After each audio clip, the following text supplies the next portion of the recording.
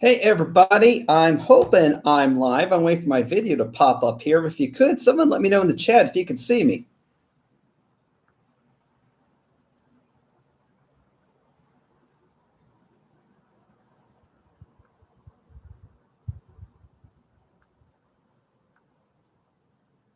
Let's see.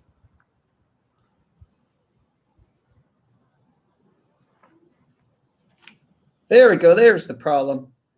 All right, so it took the wrong camera again. Let me see if I can switch this to the actual camera I want you guys to see me off of.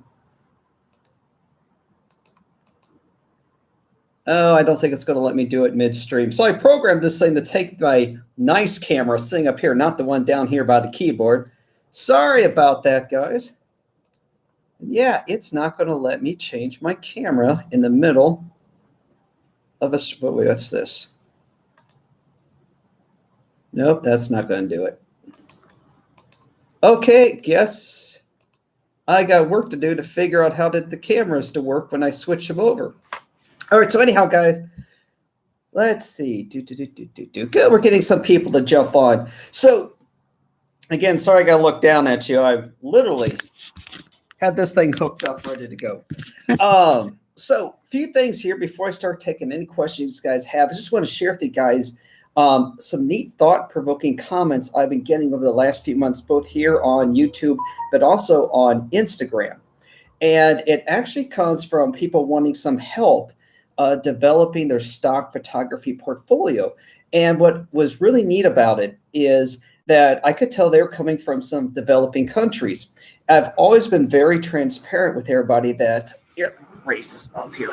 So I'll have to look down. There we go. I've always been very transparent with these episodes that stock photography is not a get-rich-quick scheme. You're not going to all of a sudden put up an image and have $1 million the next day. And I was explaining this to an individual who I was trying to guide a little bit, and he really opened my eyes to something. And he told me that, yes, even though making a 33-cent or $1 sale really doesn't do much here in the States, but the country he's in, it actually is worth the time and effort because the American dollar goes a very long way in that country.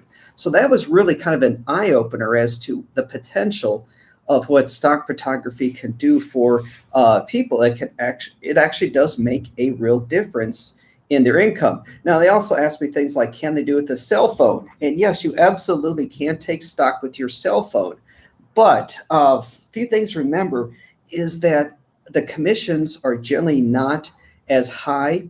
Like Dreamstime, for example, I know Dreamstime does have on their app the ability, if you snap a picture, do all the keywording and metadata and upload the image right there from your phone. I don't like doing that because it's a real pain to type on my phone.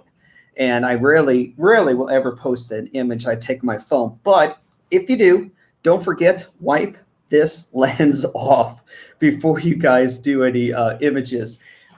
Because you're touching it constantly. It's on the back of your hand, in your pocket, or what have you. It's got lots of smudges. Now, if you guys want to see what the smudges would look like, how they can hinder if you're not careful, one of my first episodes I ever filmed was in Rome, Italy, and I was not paying much attention to it. So if you guys go to the Rome, Italy video, and again, it's I think maybe the 5th episode I ever put up here. Once we finished filming over the Tigris River, I was filming the Vatican, and we started walking towards it. You'll see just all kinds of smudges and smears because at the time I was filming the vlog with my cell phone. So just something to kind of look out for there. If you are going to be filming with your cell phone, make sure that you, or if you're taking stock with your cell phone, make sure you wipe that lens off. But you also need to remember, because that lens is always exposed, it is going to get microscopic scratches on it. So taking images during blue hour. Now, the blue hour is after sunset. While the sky is still blue, you still have ambient light to see around you, but lights will be turning on.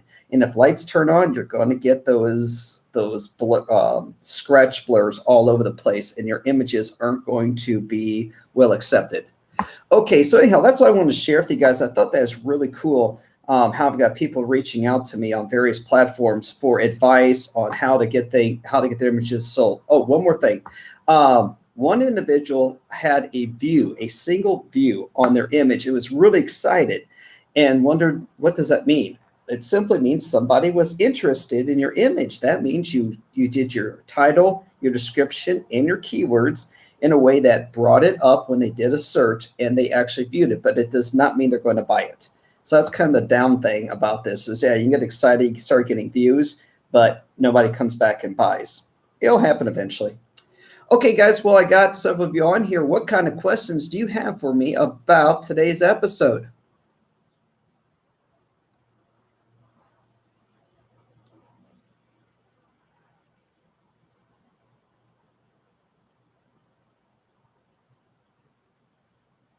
Oh, we got silence.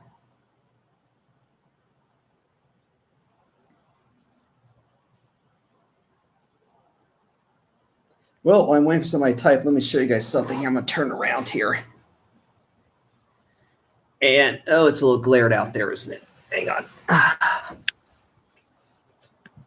We are finally, I've been waiting to show all of you an Arizona monsoon, and look what's happening behind me. Let me tell you, it's humid out here right now. So hopefully, I'll be able to show one. Last night, I'll be honest with you guys, last night I went out into the desert to film the comet and actually caught a little bit of a monsoon on camera. All right, let's see. How many images do I have on Dreams Time? And that's a good question. Let me give the answer. Let me jump on there real quick. How many images do I have on Dreams Time? I have 5,751 images currently up on Dreams Time. Like I said, that was my number 2 agency I ever used, and it was rocking shortly after I started uploading to it. But then now part of that's my fault because I went to a period of years where I did not upload anything. It was only about 4 years ago when I started getting serious about this. I do not know what's going on at Dreams Time. I can tell you, okay, yes, obviously what you guys saw was a rare event with, just June 4th, all those sales that went through. And I wish I could share my screen with you guys so I could show you what I see. But I will be honest with you guys, I've also noticed an uptick in the amount of sales I'm getting from Dreams Time, particularly after the Shutterstock fiasco. Dreams Time increased by 10%, at least temporarily, their commission rates. And I know that attracted a lot of new contributors, but as for clients, it might have also helped them out there as well. What else you guys got for me? Let's see. Joe knows photos. I have, woohoo! Concerned they charge for keywording. Yes, I agree on Adobe stock because usually that is the number one. Now, I don't use their keywording service, so I really can't comment too much about that. But yes, Adobe normally absolutely rocks. Here, let me see something. Let's check up how we're doing on Adobe this month. For Adobe, currently on Adobe, I won't tell you the dollar number. You got to wait for next month for that. I got 51 sales so far on Adobe this month. So yeah, so far, at least my humble opinion, yeah, Joe, you're right. Adobe rocks.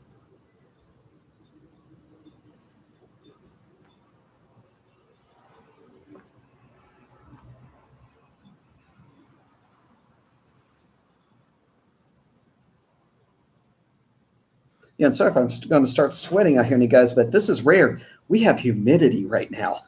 It's only like 90 some degrees out here with humidity.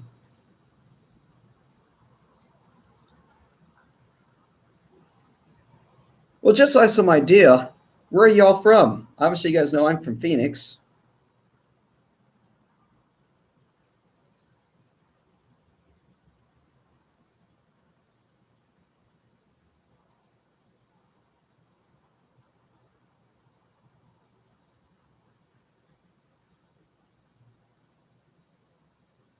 That's a funny thing about a chat stream. People don't always like to jump in there. Quebec City. Oh, One of the places, Maxim, that's one of the places on my hit list. Now, Maxim, tomorrow, you're going to see something cool. Just remember to tune in there on Patreon. Sweating, we've been doing that here in Ottawa. Okay, so I was supposed to be up in Saskatoon, guys, because I love it up there during the summertime. It's especially compared to here. Fortunately, that trip just got canceled. This whole COVID thing. We've been doing that here in Ottawa for the last month. Yeah, I heard you guys are having a bit of a heat wave. What's it like up there?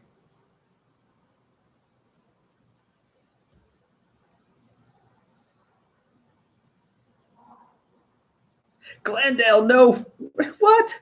No way. You're just across town. Well, when I get more subscribers here from the Phoenix area, we will be doing a meetup, just so you know.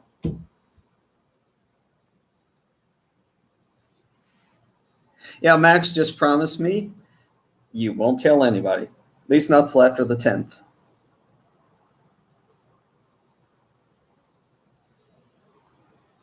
So I'd like to show you guys what I was up to last night, but I was using that equipment last night, so I can't say anything.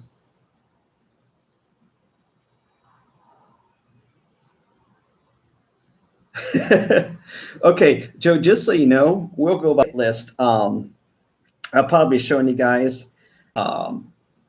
Boy, how far out? I'm about a month out on episodes right now. I'll probably be showing you guys what my hit list is coming up here. And I do have a couple spots in Canada marked. But again, have to comment on that one a little bit later on. Do that in an episode when I can actually show you what I've got on the map of the places that I'm planning to go out to. I'm hoping, sorry about the car noise, guys, but somebody who feels they need a loud engine just drove by. Yeah, I'll be honest with you guys. I am also working on Iceland right now, and we think that one might actually go off. But obviously not. I told them absolutely not during the winter time. So that one I'm hoping is going to end up being a late spring. But as you guys know, with how the situation in the world is, we don't know things are going to how things are going to unfold.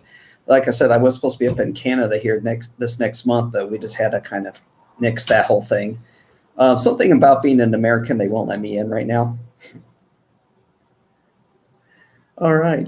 Well, do you guys have any other questions or anything like that on stock photography or what I'm up to here?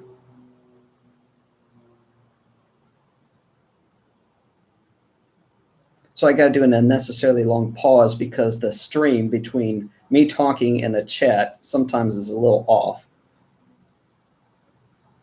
Just don't want to cut anybody out. Okay. Well, guys, hey, I just want to let you guys know, especially you guys, because I know you guys, you comment on this channel.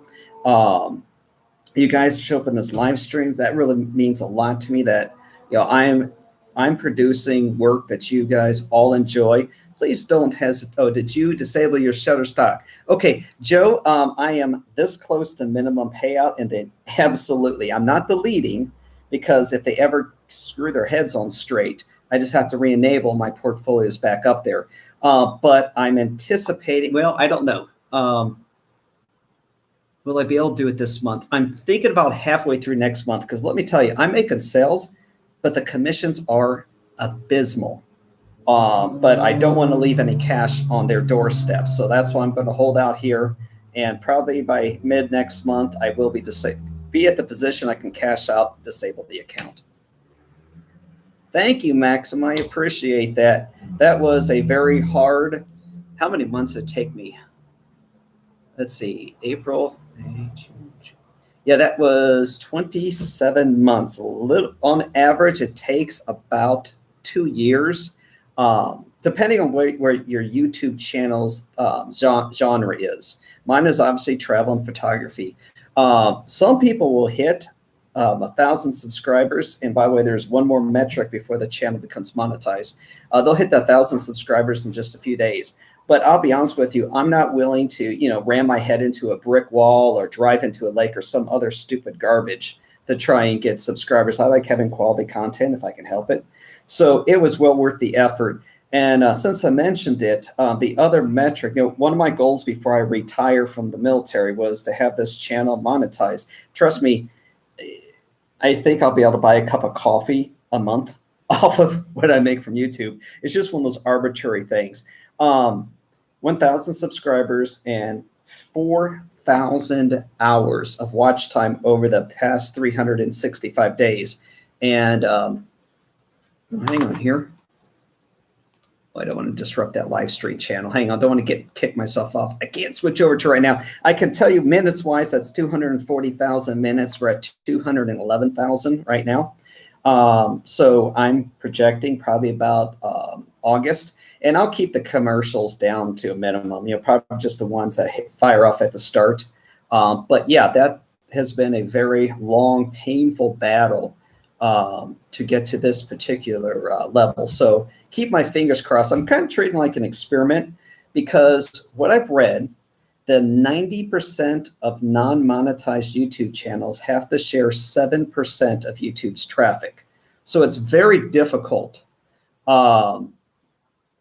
It's very difficult. I just saw that comment, Joe. Oh my gosh.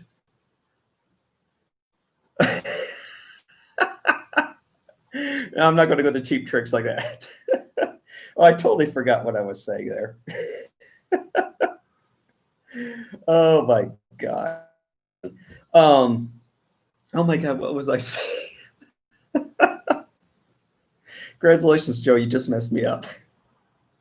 All right. So anyhow, guys, projection wise, I'm thinking probably within the next 3 to 4 weeks, because the rate at which the subscribership is growing and the views are growing.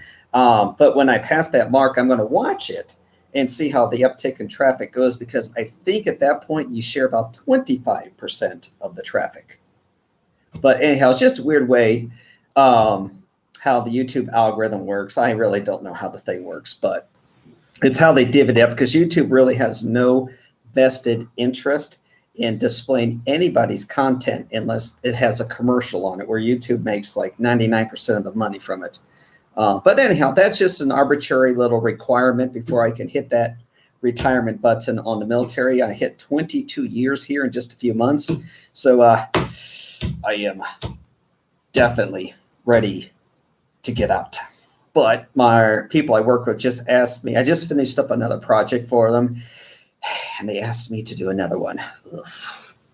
We'll see. Anyhow. All right, guys, what else you got other than Joe cracking me up? What else?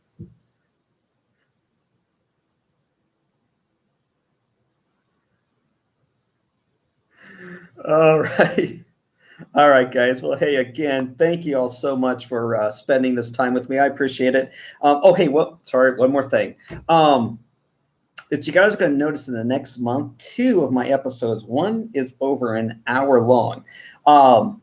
Earlier this spring, it's because something happened earlier this spring. Earlier this spring, I went to a major overload on work, which is happening right now.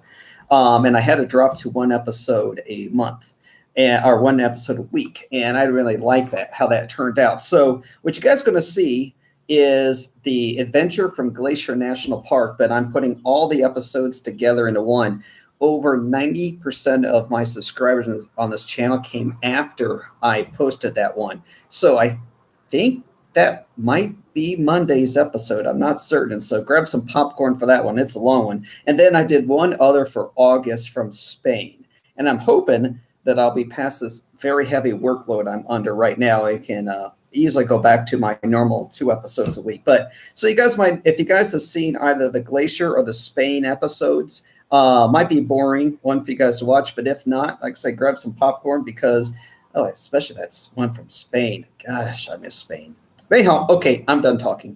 Anyhow, guys, I will see all of you later. Stay healthy, stay safe, and remember, guys, never stop exploring. See you all on Monday.